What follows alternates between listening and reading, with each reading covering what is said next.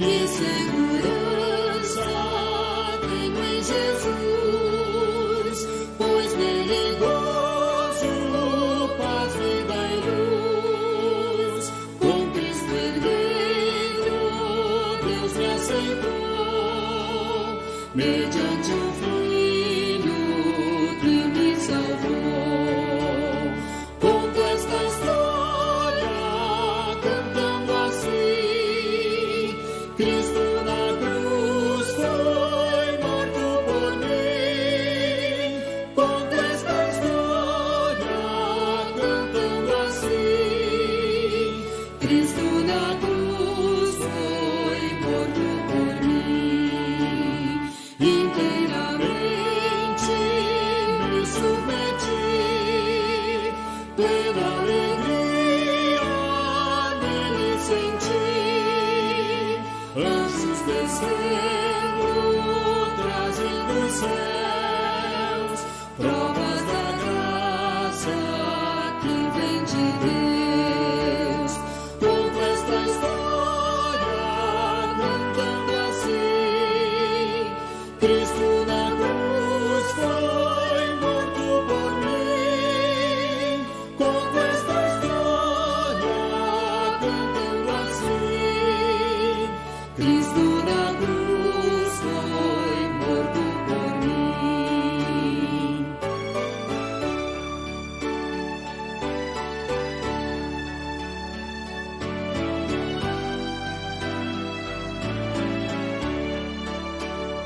Firmado em Cristo, no seu amor, estou contente em meu Salvador. Esperançoso hei de viver, por Jesus Cristo, por seu poder. Conto esta história cantando assim: Cristo na cruz foi morto por mim. Conto esta história cantando assim: Cristo na cruz foi morto por mim.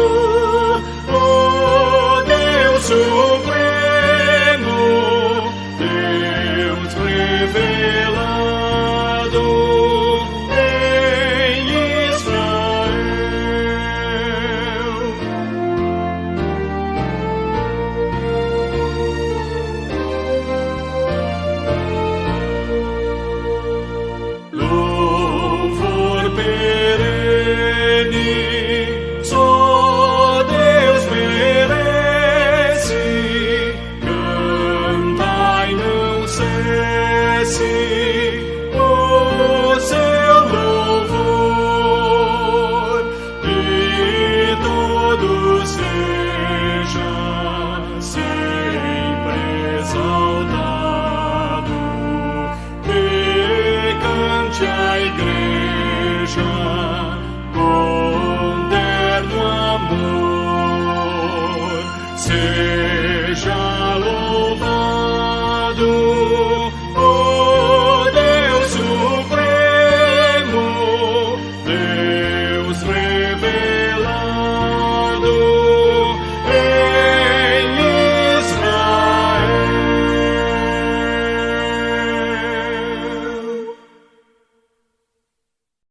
Seja bem-vindo à classe Catecúmenos da Igreja Presbiteriana Nova Jerusalém. Eu sou o Lucas Campos, o professor. Nós temos utilizado da revista Curso Preparatório para a Pública Profissão de Fé, da editora Cultura Cristã. Nós também temos seguido o Credo Apostólico. Se você quiser ler o Credo, é só pausar o vídeo. O tema da lição de hoje é a morte de Jesus Cristo. A título de introdução, o Credo diz sobre Jesus: padeceu sob o poder de Pôncio Pilatos, foi crucificado, morto e sepultado, desceu ao Hades. A pergunta 50 do Catecismo Maior de Westminster pergunta assim: em que consistiu a humilhação de Cristo depois de sua morte? A humilhação de Cristo depois de sua morte consistiu em ser ele sepultado, em continuar no estado dos mortos e sob o poder da morte até o terceiro dia. O que, aliás, tem sido expresso nestas palavras: desceu ao inferno, isto é, ao Hades. Bem, essa pergunta ela explica essa palavra Hades e nós iremos nos aprofundar nisso um pouquinho mais à frente. Mas, a título de introdução, nós gostaríamos, e eu gostaria de esclarecer isso já de cara. E também vale a pena lembrar sobre a aula da encarnação. A humilhação de Cristo não se deu por ele ser homem, ok? Não é porque Cristo assumiu a natureza humana que ele foi humilhado. Cristo ser homem não consiste em humilhação para ele. Isso é muito importante para as aulas vindouras. Mas a humilhação de Cristo vai muito além do que normalmente você imagina, e é isso que a pergunta 49 do Catecismo Maior de Westminster nos traz um pouco à memória. Como se humilhou Cristo na sua morte? Como é que Cristo foi humilhado morrendo? Cristo humilhou-se na sua morte por quê? Preste atenção. Tendo sido traído por Judas, abandonado pelos seus discípulos, escarnecido e rejeitado pelo mundo, condenado por Pilatos e atormentado pelos seus perseguidores, tendo também lutado com os terrores da morte e os poderes das trevas, tendo sentido e suportado o peso da ira de Deus, ele deu a sua vida como oferta pelo pecado, sofrendo a penosa, vergonhosa e maldita morte da cruz. Aqui embaixo você vai encontrar algumas referências para que você possa verificar esses detalhes. Mas perceba, sobre a morte, a humilhação da morte de Cristo, Cristo foi muito mais humilhado do que normalmente você imagina. Pois bem, quem foi esse Pôncio Pilatos que a gente fala? Primeiro, vamos voltar um pouquinho para que você possa entender onde é que nós estamos. No final do Velho Testamento, nós vemos Israel voltando, isso é, na verdade, os judeus voltando para Jerusalém depois do exílio babilônico. Israel começa a ser dominada por outras nações, Israel consegue a sua independência, Israel volta a ser dominado, e no tempo do Novo Testamento nós encontramos Israel sob o domínio de Roma. Pois bem, Roma, quando domina Israel, coloca um governador para tomar conta desse território. Esse governador foi Herodes o Grande.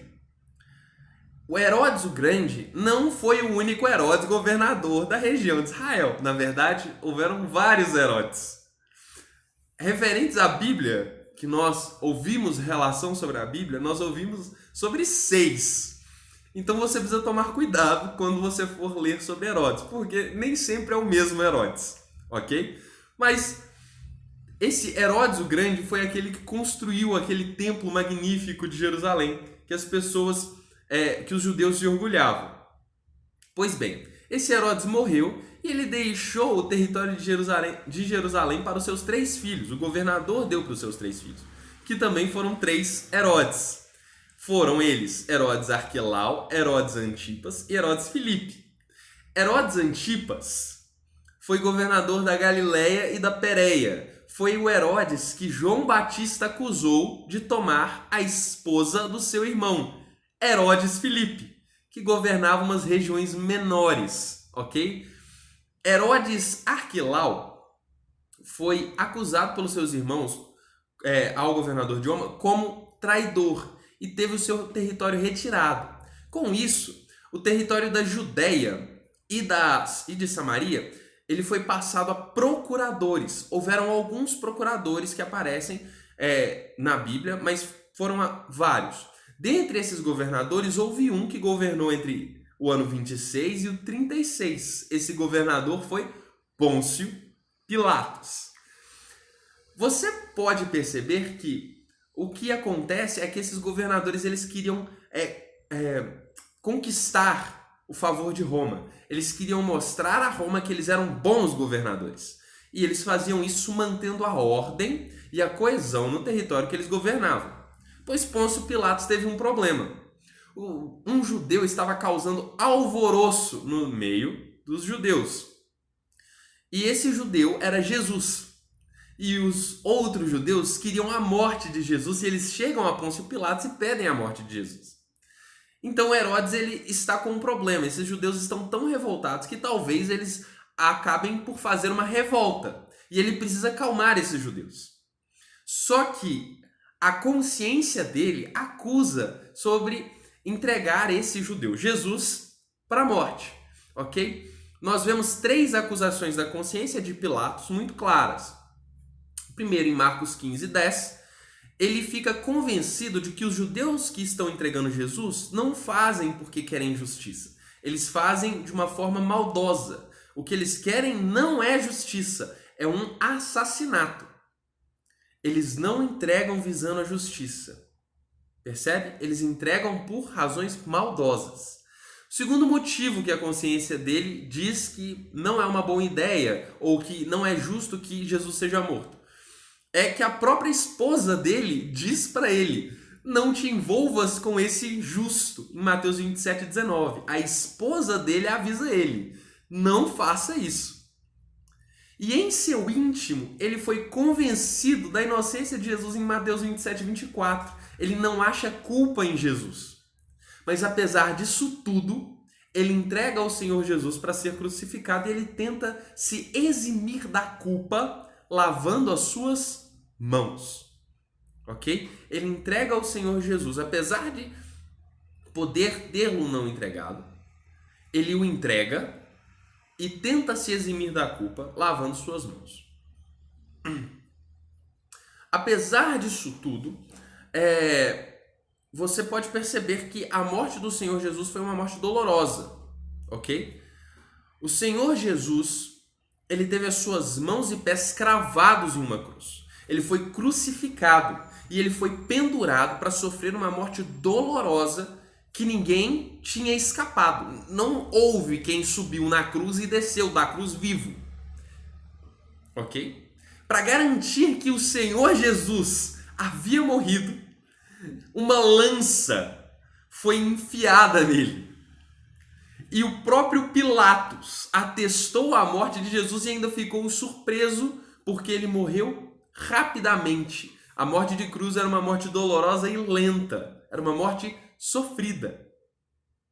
Mas tudo isso, a de Pôncio Pilatos a entregar Jesus para a morte, a mesma forma como ele havia morrido, foi tudo predito no Antigo Testamento.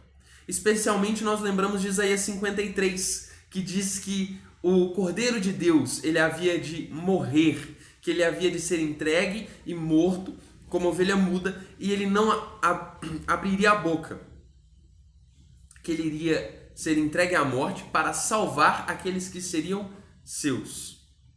Percebe? Tudo havia sido predito no Antigo Testamento sobre a morte de Jesus Cristo. Nada saiu do controle de Deus, não foi um acaso, uma falha no plano. Tudo estava sob o controle de Deus. Entretanto, aqueles que tinham a autoridade e não a usaram são culpados. Eles tinham o poder e se eximiram de exercê-lo, entregando um justo para a morte. Pois bem, depois de morto e verificarem que Jesus Cristo realmente foi morto, de que não foi um golpe, não foi um truque, não houve um estágio, não houve um teatro sendo encenado, um justo, um homem bom e justo, pegou o Senhor Jesus Cristo e o sepultou. E para garantir que o Senhor Jesus Cristo, que estava morto, permaneceria morto e sepultado, foram colocados soldados para guardar a sua sepultura. Tudo para garantir que aquele que estava morto permaneceria morto. Ok. Um pequeno adendo. Quando Jesus Cristo disse que tudo está consumado, ele estava dizendo provavelmente sobre o seu sofrimento ativo, não sobre a sua humilhação. Isso porque a sua humilhação, ela persistiu mesmo depois de sua morte. Ele foi sepultado e permaneceu morto por 3 dias. Isso faz parte da sua humilhação. A sua humilhação, em parte, foi que ele permaneceu no domínio da morte após ter sido sepultado por 3 dias. Percebe? Está consumado não diz sobre a sua humilhação, mas diz sobre o seu sofrimento. Tudo bem?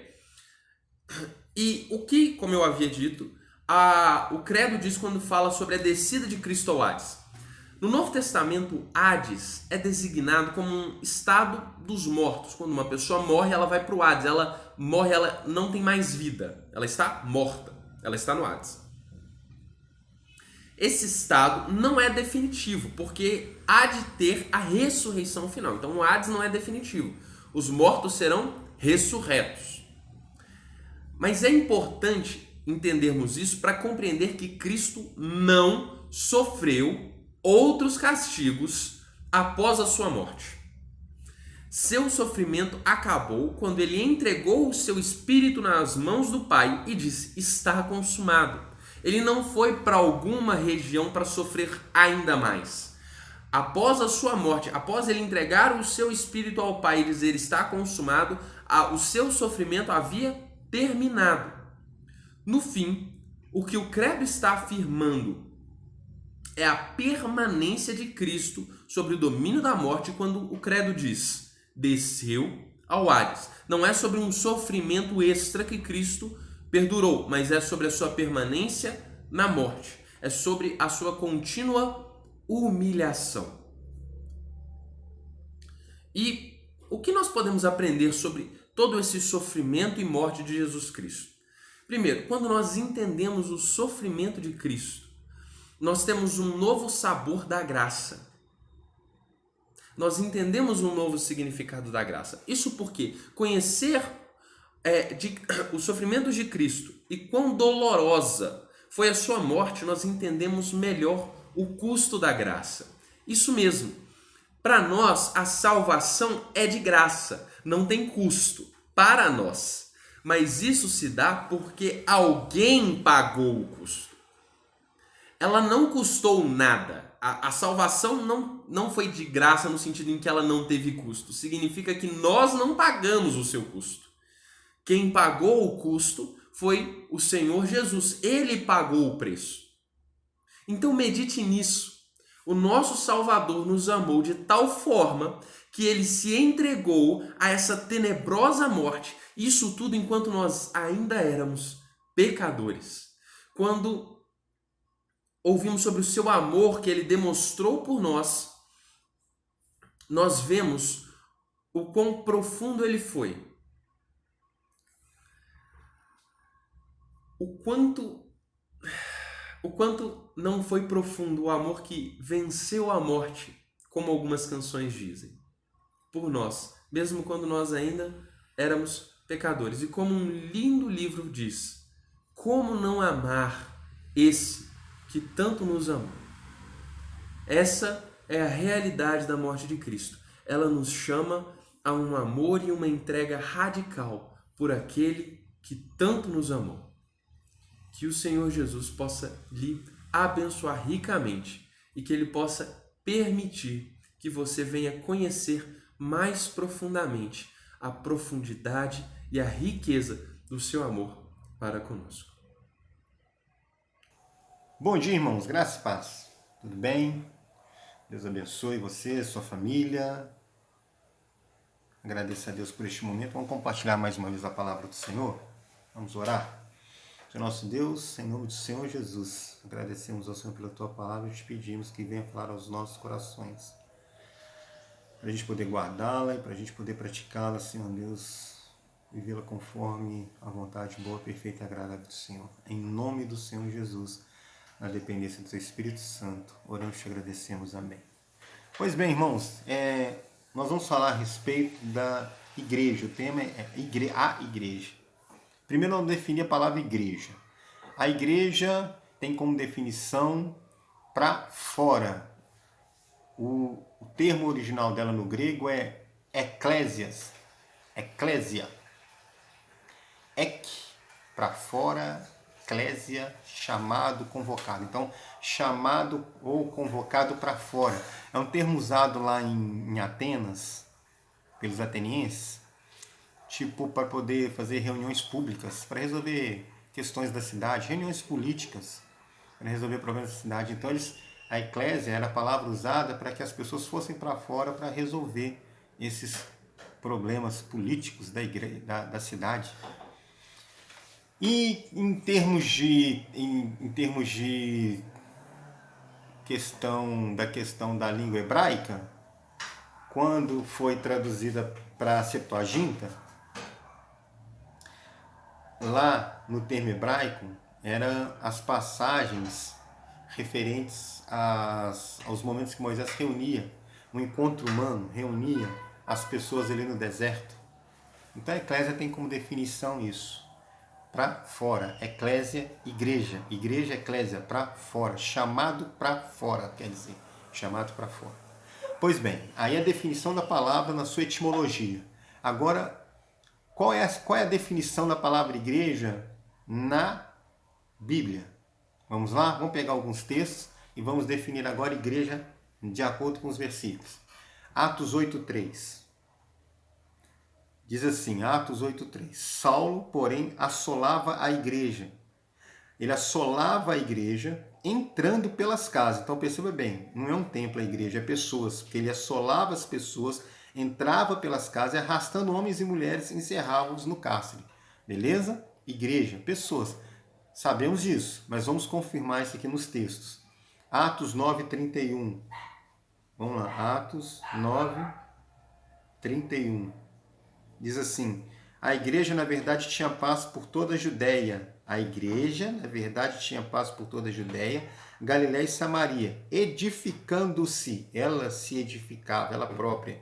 E ela o quê? Caminhava. A igreja caminhava no temor do Senhor e no conforto do Espírito Santo, crescia em número. As pessoas cresciam em números. A quantidade de pessoas, o encontro humano ali, ele crescia em números.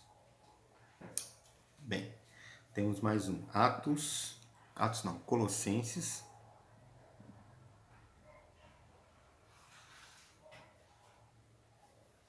Um, 18. Diz assim, ele é o cabeça do corpo da igreja. Ele é o princípio primogênito entre os mortos, para em todas as coisas ter a primazia. Ele quem? Jesus. Jesus é o cabeça da igreja. A igreja como corpo, Jesus como cabeça. As pessoas é o corpo. Jesus é o cabeça.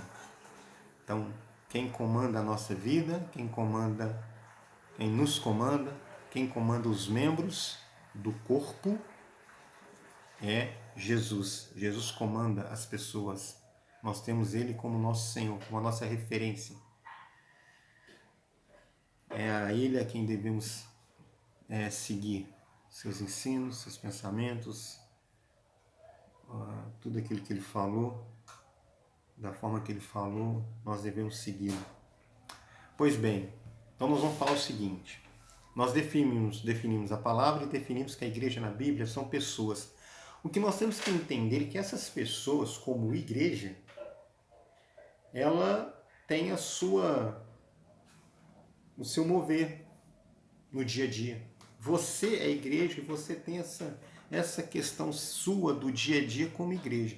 E como é que funciona essa questão? Nós temos que entender, aí eu usei um termo da seguinte forma, o termo que eu usei, a perfeita imperfeição da igreja. É isso que nós devemos nos atinar. É isso que devemos prestar atenção. Somos a igreja de Cristo? Somos as pessoas a quem Cristo pagou o preço pelo seu sangue na cruz. Somos essas pessoas, mas somos a perfeita imperfeição da igreja. A nossa imperfeição é uma coisa que tem que ser muito nítida, tem que estar muito claro para nós a nossa imperfeição. Por quê? Vamos ver aqui. Por exemplo, em Mateus 18, 20, que Jesus fala, quando 2 ou 3 estiverem reunidos, ali estarei.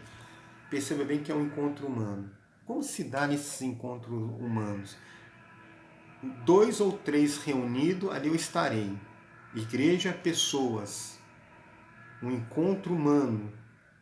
O contexto ali é de reconciliação. Se alguém pecar contra ti, você vai lá e procura reconciliar. De todas as formas possíveis. Esse é o contexto. E logo depois, eles perguntam assim, mas quantas vezes então devemos perdoar o nosso irmão? Aí Jesus fala, Mateus 18, 21, até 7 vezes, Pedro pergunta, não, até 70 vezes 7. Veja só a questão desse encontro humano, dessa ideia de como se desenvolve a vida da igreja, da pessoa igreja, e isso tanto individual como no coletivo. Em Lucas 17, que usa o mesmo termo, só lhe acrescenta uma coisa, na verdade ele coloca uma coisa lá, ele nos informa ali, na questão isso no dia, 7 vezes no dia. Aí a pessoa fala assim, poxa vida, então vai ter que aumentar a nossa fé. Senhor, multiplica a nossa fé. Olha só, nós igreja, nós pessoas, nós vivemos nessa constante aumentar a nossa fé. Essa é igreja. Isso é o ajuntamento, não é só o ajuntamento por uma questão do templo, é qualquer encontro humano. A igreja ela se desenvolve nesse raciocínio, nessa perspectiva. Senhor, aumenta a minha fé. Por que aumenta a minha fé? Porque eu, como igreja, sou a perfeita imperfeição. Por que perfeita imperfeição? Porque eu tenho que ter essa consciência perfeita, nítida da minha imperfeição. Até o 4º século, no princípio da igreja primitiva, antes do 4º século, o que motivava, o que chamava a atenção dos de fora às pessoas da igreja era o amor, era o que elas tinham em comum com a outra. Isso despertava atenção aos que via as pessoas da igreja. E esse em comum era compartilhado em tudo. Doutrina, oração, compartilhar o pão. Era uma coisa que as pessoas viam na igreja, viam nas pessoas. Essas pessoas se tratam de uma forma diferente. E isso crescia cada dia mais e o Senhor acrescentava a sua igreja. Então essa é a questão da unidade, essa é a questão do encontro humano nosso. Porque eu estou falando da nossa perfeita imperfeição porque é impossível sermos perfeitos. Por mais que eu faça o melhor, ainda é o pior. A boa dádiva só vem de Deus, nada pode vir de mim. Então eu, como consciência de mim mesmo, eu tenho a perfeita consciência da minha imperfeição. E esse caminhar meu do dia a dia, com vocês, com a igreja, com as outras pessoas, como um encontro humano, eu tenho que me entender com relação a isso. O problema não é os erros humanos. que eu digo por causa da nossa imperfeição. Muitas das vezes o problema é a nossa arrogância de tentarmos ser o que não somos. De muitas das vezes, irmãos, trocar a humildade pela arrogância. Isso olhando para os outros, entende? Os outros, aquela questão, Senhor, eu não sou como aquele pecador. Jesus fala assim, não, aquele que orou certo, Senhor Deus, perdoa porque eu sou o pecador. Então, a grande questão nossa como igreja, o grande cuidado que nós temos que tomar é a nossa arrogância. E trocar essa arrogância pela nossa humildade. Para que a gente não venda, sabe? Não mostre esse lado maldoso, sabe? Com relação ao olhar das pessoas, mas possa olhar com o olhar de revelar um encontro de misericórdia e graça. Porque a partir de mim, entendendo o quanto Deus é misericordioso, quanto Ele tem derramado a graça sobre mim, porque eu tenho a consciência perfeita da minha imperfeição como igreja, como pessoa, igreja, para me lidar com esse encontro humano. Tá, o problema da igreja, gente, não é realmente os erros sinceros, as imperfeições honestas, sabe, verdadeiras. Quando a gente trabalha isso com verdade, com honestidade, com sinceridade, sabe, o problema não é os nossos erros. Jesus morreu justamente por eles. O grande problema não é a perfeita imperfeição nossa, mas o grande problema é o perfeito engano, perfeita mentira, a perfeita dissimulação.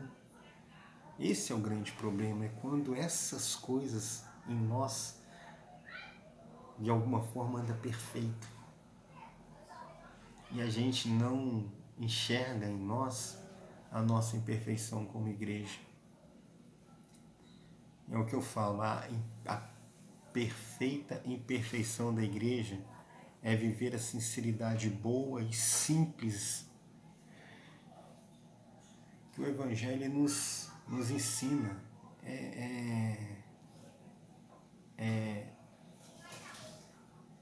Podemos, existe essa possibilidade de vivermos de uma forma com os nossos vínculos fraternos entre nós, entre os nossos vínculos fraternos de amor, de misericórdia, de bondade, de fidelidade, de mansidão, domínio próprio. Existe essa possibilidade porque o Evangelho nos possibilita fazer isso. Então essa é a questão da igreja. A igreja como pessoa, é ela ter a noção do encontro humano, entendendo que nesse encontro humano eu me avalio na minha perfeita imperfeição. Buscando e pedindo a Deus, aumenta a minha fé para que nesse encontro humano eu possa amar mais, eu possa ajudar mais, eu possa aprender mais. Que em Hebreus fala que devemos congregar para nos admoestarmos, para nos amarmos, para nos ajudar nas boas obras, porque no contexto diz que lá nós entramos no presença do Santo, na pessoa do Senhor Jesus, e temos o mesmo pensamento. Por isso que não devemos deixar de congregar.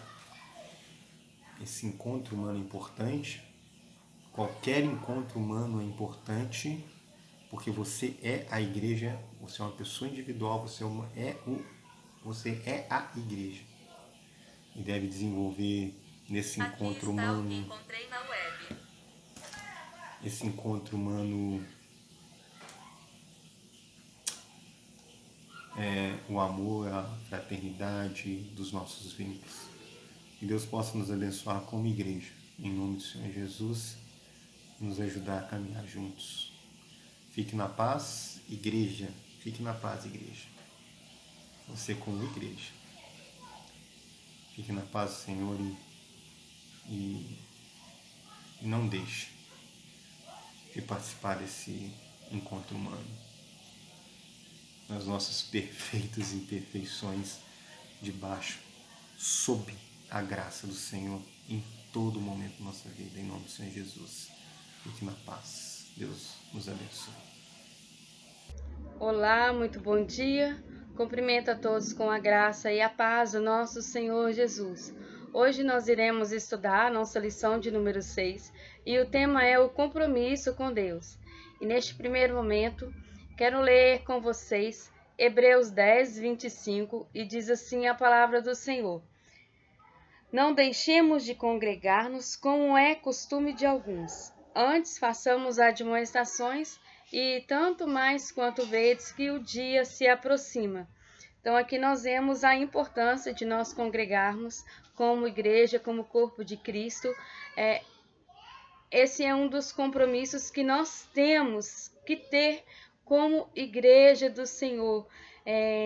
Eu não sei o que cada um de vocês fazem na segunda, na terça, na quarta, na quinta ou na sexta, no sábado ou no domingo.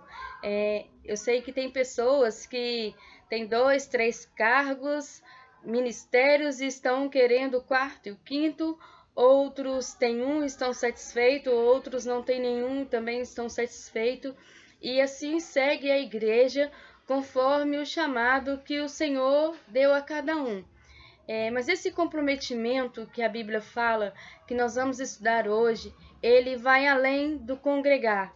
O congregar é sim muito importante, inclusive nesses dias de pandemia, de quarentena, nós estamos sentindo muita falta, mas esse compromisso com Deus, ele vai além de estarmos juntos fisicamente.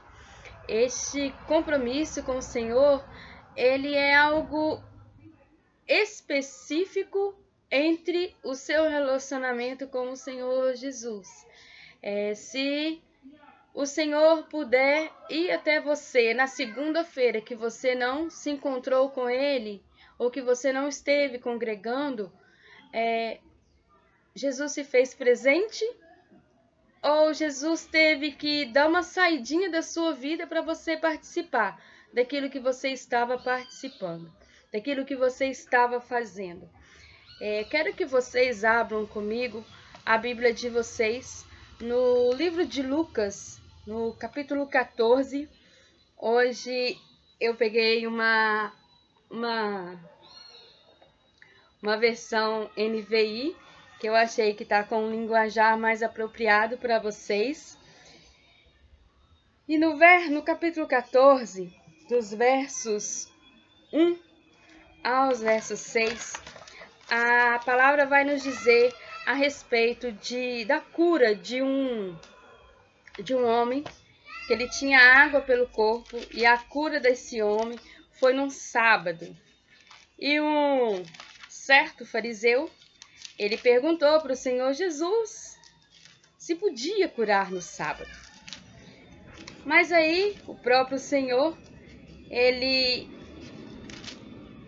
quis mostrar que aquele fariseu era realmente o fariseu e ensinou para eles que quando eles dessem uma festa de casamento ou uma outra festa qualquer, que não era para eles convidarem somente aqueles que poderiam retribuir a festa, que não eram para eles convidarem somente aqueles que tinham boas condições, mas que eram para convidar também os pobres, os necessitados, aqueles que não tinham condições, não teriam condições de retribuir à festa o convite que eles haviam lhes feito. E Jesus também, neste capítulo, ele nos ensina uma parábola muito importante. É uma parábola que eu gosto muito, que é a parábola da ceia. Quando nós falamos de ceia, nós pensamos no quê? Num banquete. Então, dos versos 15 ao 24, o Senhor vai nos dizer essa parábola e diz assim a palavra do Senhor. Ao ouvir isso, um dos que estavam à mesa com Jesus disse-lhe: Feliz será aquele que comer no banquete do reino de Deus. Jesus respondeu: Certo homem estava preparando um grande banquete e convidou muitas pessoas. Na hora de começar, enviou seu servo para dizer aos que haviam sido convidados: Venham, pois tudo já está pronto. Mas eles começaram, um por um, a apresentar desculpas. O primeiro disse: Acabei de comprar uma propriedade e preciso ir vê-la. Por favor, desculpe-me. Outro disse: Acabei de comprar 5 juntas de bois e estou indo experimentá-la. Por favor, desculpe-me. Ainda outro disse: Acabo de me casar. Por isso não posso ir. O servo voltou e relatou isso ao seu senhor. Então o dono da casa irou-se e ordenou ao seu servo: Vá rapidamente para as ruas e becos da cidade e tragam os pobres, os aleijados, os cegos e os mancos. Disse o servo: O que o Senhor ordenou foi feito e ainda há lugar. Então o Senhor disse ao servo: Vá pelos caminhos e valados e obrigue-os a entrar, para que a minha casa fique cheia. E eu lhes digo: nenhum daqueles que foram convidados provará do meu banquete. Olhem só a falta de comprometimento daquele primeiro homem que recusou o convite do banquete para participar de um banquete com o rei, porque havia comprado suas terras. É pecado comprar terras? Não. É pecado ir ver essas terras? Não. A questão aqui é a prioridade, é ter as nossas coisas como prioridade, no lugar de Jesus Cristo.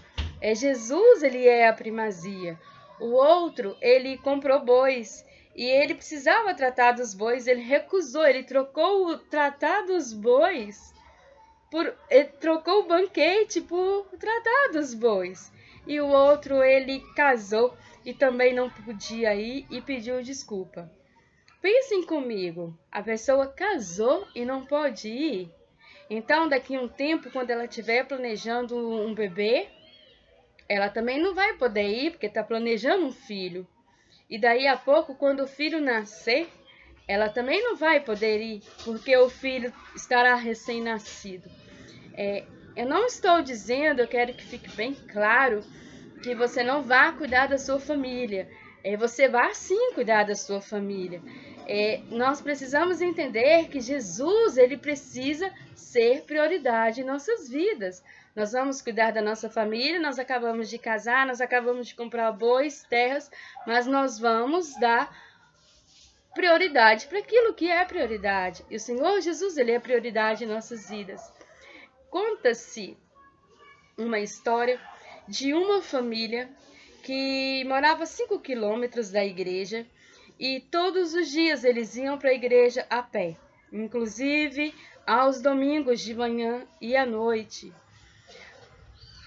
Podia fazer sol ou podia fazer chuva, que eles estavam lá sempre ocupando os primeiros lugares naquela igreja.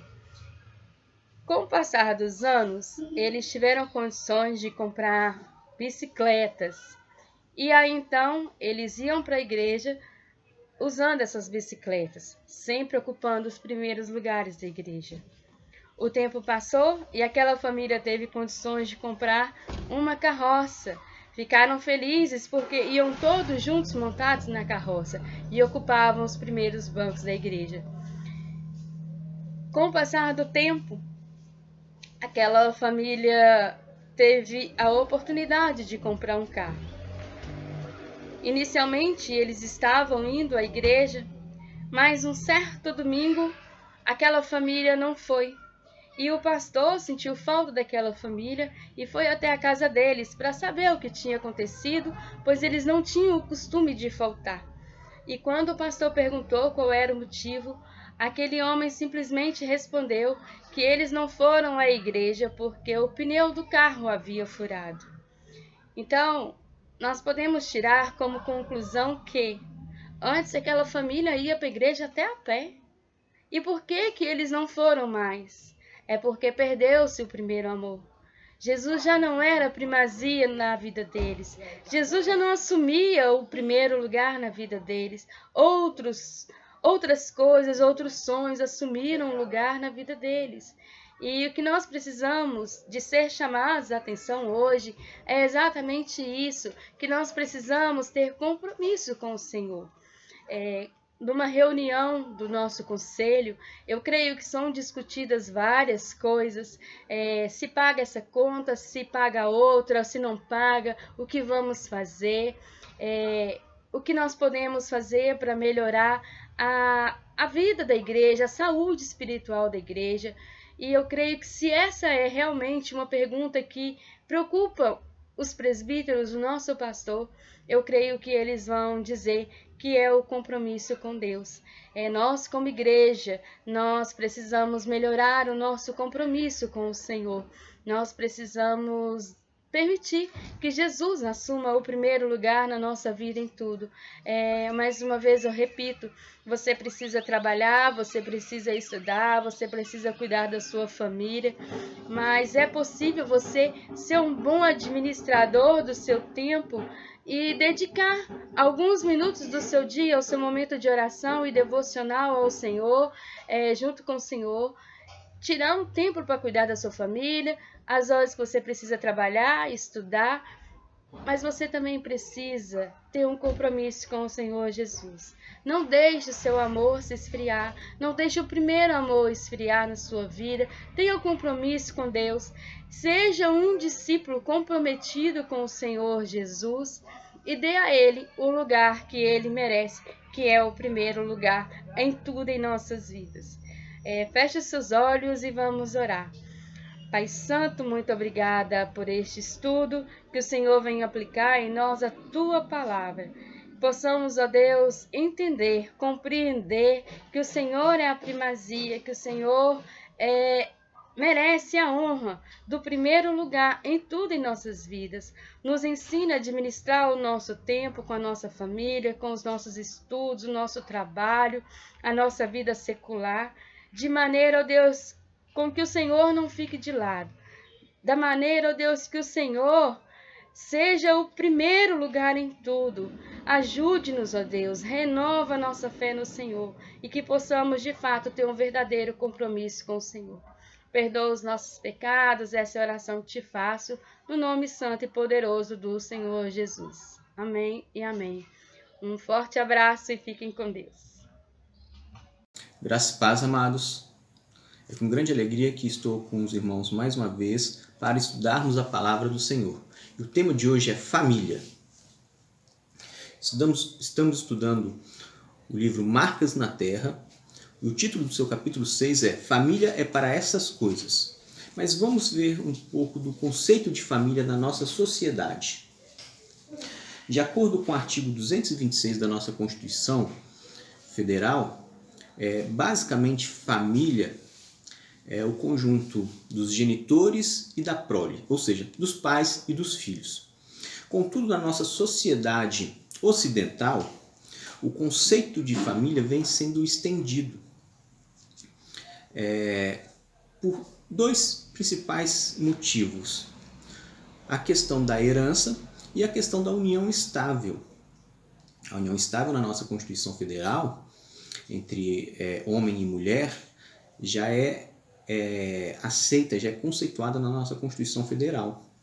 E o Código Civil traz um conceito de família mais estendido. Só que nós não vamos estudar direito de família hoje. Vamos estudar o conceito de família na Bíblia. Lá em Gênesis 1, capítulo 27 capítulo 1, versos 27 e 28, diz assim: Criou Deus, pois, o homem à sua imagem, a imagem de Deus o criou. Homem e mulher os criou. E Deus os abençoou e lhes disse: Sede fecundos, multiplicai-vos. Então, percebemos aí Deus formando a família, né? Inaugurando esse instituto que é a família. E Deus falou que criou o homem e a mulher e os abençoou e ordenou que eles tivessem filhos, né? Sejam fecundos. Ali nós vemos que a estrutura familiar é bem parecida àquela que nós temos inicialmente na Constituição Federal. São os genitores, né? O pai e a mãe, o homem e a mulher, né? E, quando aplicável, os filhos também. Os teólogos chamam isso de, esse primeiro capítulo de Gênesis, de mandato cultural. Ou seja, Deus tem um governo sobre toda a criação, mas Deus deu ao homem como se fosse a vice-governança sobre a criação. O homem iria governar sobre a criação também. E aí no capítulo 2 de Gênesis, no verso 18, diz assim: Disse mais o Senhor Deus: Não é bom que o homem esteja só. Far-lhe-ei uma auxiliadora que lhe seja idônea. Vamos entender esse versículo de Gênesis. Deus disse que não era bom o homem ficar só. E então que lhe daria uma auxiliadora. Então, a família é constituída pelo homem e pela mulher. E eles estarão juntos, lado a lado, constituindo a família e cumprindo a missão que Deus colocou sobre aquela família. Então, quando é dito que a mulher será uma auxiliadora, ela estará lá junto com o homem, trabalhando, junto com o homem na formação dessa família, um lado a lado, um dando suporte para o outro. E depois fala lá no final, uma pessoa que seja idônea. O que é uma pessoa idônea? É uma pessoa que está pronta ou está apta para auxiliar, uma pessoa de confiança, uma pessoa onde nós podemos depositar as nossas esperanças. Então, a família é o local onde você pode sentar e descansar sabendo que ali você terá segurança. Ali um estará apoiando o outro. E é mais ou menos isto que o versículo está querendo dizer, o versículo de Gênesis capítulo 2, verso 18. Mas vamos ver o nosso primeiro ponto de hoje. O primeiro ponto é: sua família se preocupa com você? João 7, versos 1 a 5.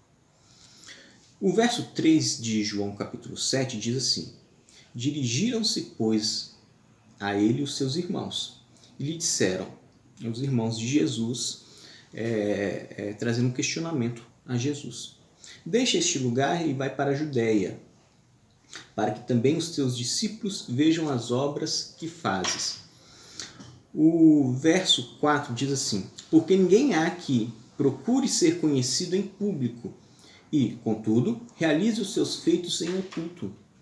Se fazes essas coisas, manifesta-te ao mundo. Vamos entender o que está acontecendo ali. Ali iria começar a festa dos tabernáculos. É uma festa que todo o povo vai lá, vai se alegrar, vai festejar.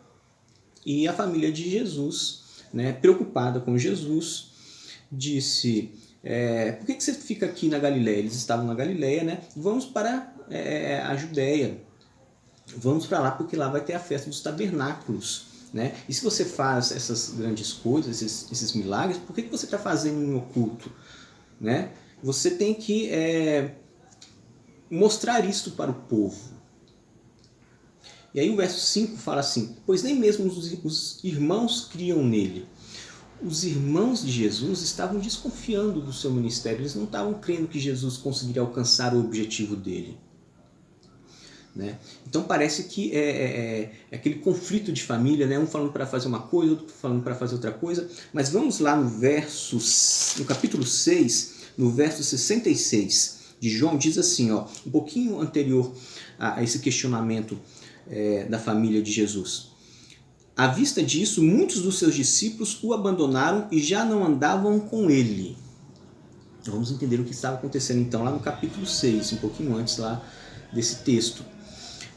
Alguns discípulos de Jesus estavam deixando de seguir a Jesus. Olha só, então parece que Jesus estava tendo um probleminha no seu ministério. Alguns seguidores pararam de estar junto a ele, de procurar ele, de seguir ele. Vamos contextualizar, seria mais ou menos o seguinte: você está lá na rede social, no Facebook, no Twitter, no Instagram, no YouTube, e de repente as pessoas deixam de te seguir. De repente, em vez de você ganhar likes, aquele joinha, né, você começa a ganhar o dislike, né, aquele joinha para baixo assim. Então estava acontecendo isso. E a Galileia era um lugar menos populoso que a Judéia. A Judéia era um grande centro, um polo, né? Tanto é que a festa era feita lá. Então a família de Jesus, os irmãos de Jesus, estavam pensando: a gente está aqui num lugar menos populoso, vamos para um lugar onde tem mais gente, que aí Jesus vai conseguir cumprir o seu ministério. Porque eles não estavam acreditando em Jesus, não estavam acreditando que Jesus iria cumprir o seu ministério, e eles nem entendiam o ministério de Jesus. Vamos entender este ponto. Não há desculpas para o desrespeito. Então, na família, uma das coisas que une a família é o respeito. E Jesus respeitava a sua família. Jesus respeitava e Jesus cuidava da sua família. Vamos ver. No verso 6 diz assim: Disse-lhes, pois, Jesus: o meu tempo ainda não chegou, mas o vosso sempre está presente. Vamos pegar só uma palavrinha, palavra tempo ali. Lá no original, no grego, esse tempo ali no verso 6 é kairos. Kairos, ele pode ser interpretado, pode ser traduzido, melhor dizendo, por tempo, ou então por oportunidade. Então, uma tradução mais livre ficaria assim, Jesus dizendo, respondendo: não é oportuno que eu vá, não é a minha hora, não é o meu tempo. Né? Então, Jesus estava respeitando, sendo submisso a Deus, ao tempo de Deus. Jesus, ele tinha total autoridade, mas ele respeitava o tempo de Deus. Ele cuidava de sua família, honrava sua família, mas o comprometimento com Deus ele não deixava de lado. O verso 8.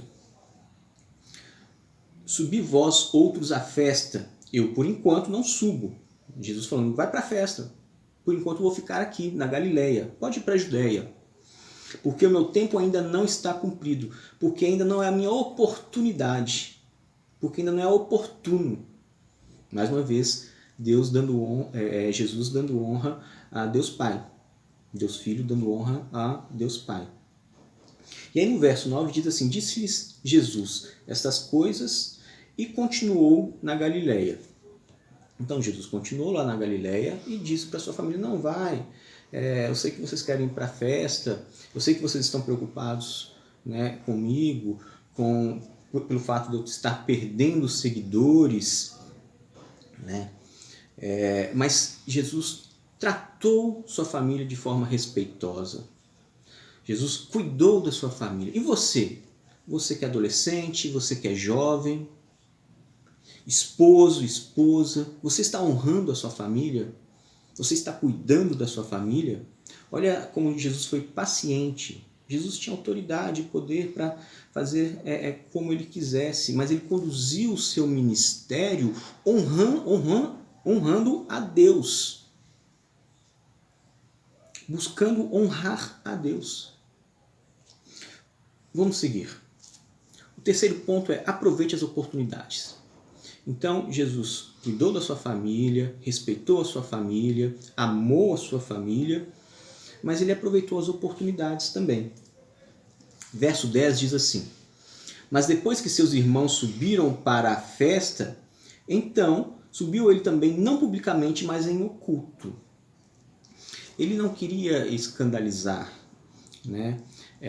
Jesus simplesmente poderia começar a fazer um monte de milagres lá, e aquilo iria escandalizar os judeus, né? Então ele foi para a Judéia, mas foi em oculto, sem ninguém saber, sem estardalhaço.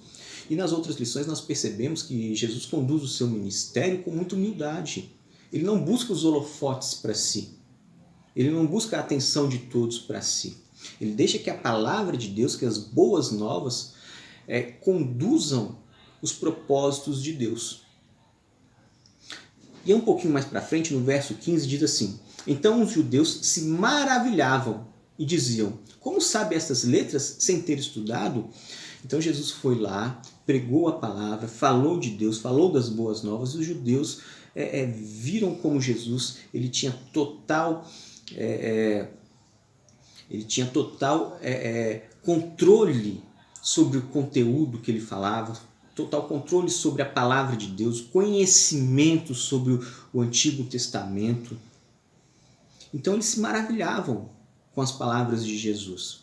E no verso 16, Jesus responde: o meu ensino não é meu, e sim daquele que me enviou. Mais uma vez, Jesus honrando Deus Pai. Lá em Êxodo 20, Deus entrega os mandamentos para Moisés, e o primeiro mandamento, o único mandamento com promessa é: honra teu pai e tua mãe, e os teus dias na terra se prolongarão. Então, honrar a família é um mandamento direto de Deus. Jovem, adolescente, honre o teu pai e a tua mãe. Adulto, honre o teu pai e a tua mãe na velhice.